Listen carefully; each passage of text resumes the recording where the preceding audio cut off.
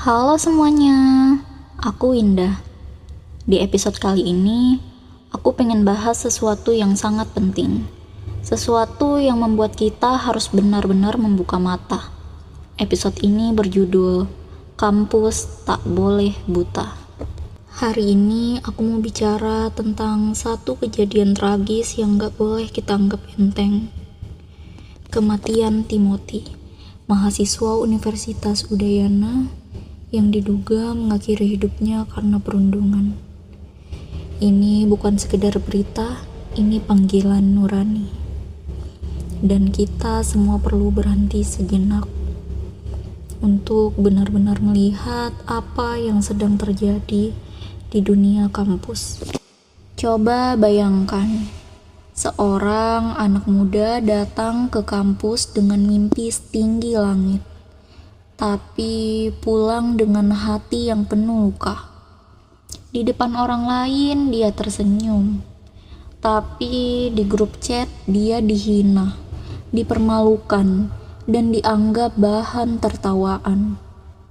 Lalu suatu pagi dia pergi dan tidak kembali.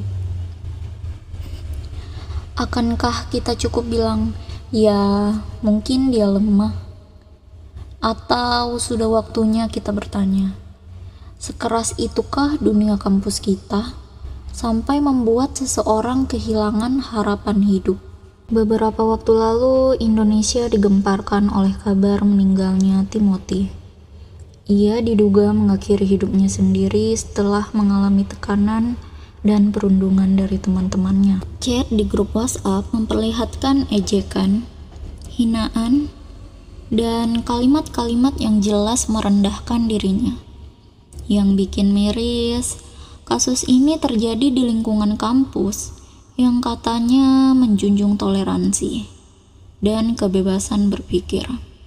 Tapi faktanya, masih ada mahasiswa yang tega memperlakukan temannya seperti itu. Menurut aku, kasus Timothy ini bukan masalah individu.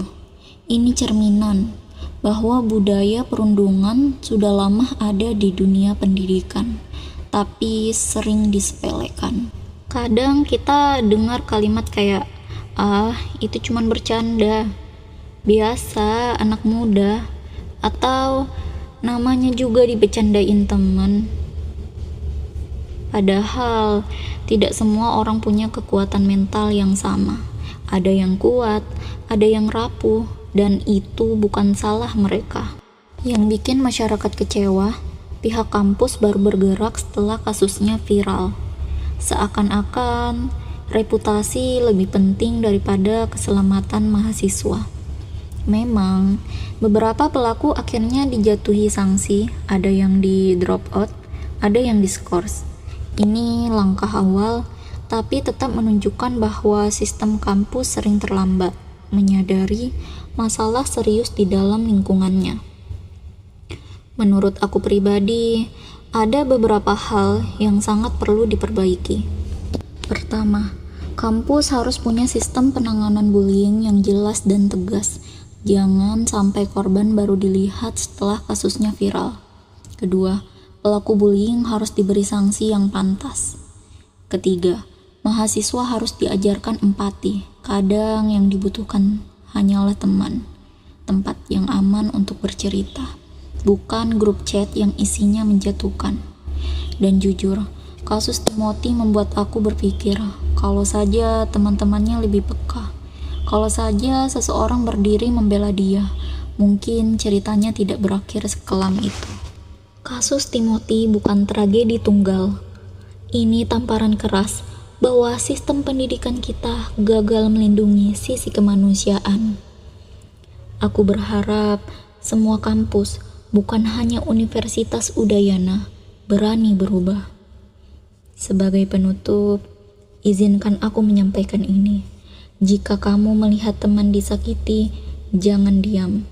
Jika kamu punya suara, gunakan untuk membela yang tak berani bicara. Terima kasih sudah mendengarkan. Aku Indah. Sampai jumpa di episode berikutnya. Semoga kita benar-benar jadi bagian dari perubahan.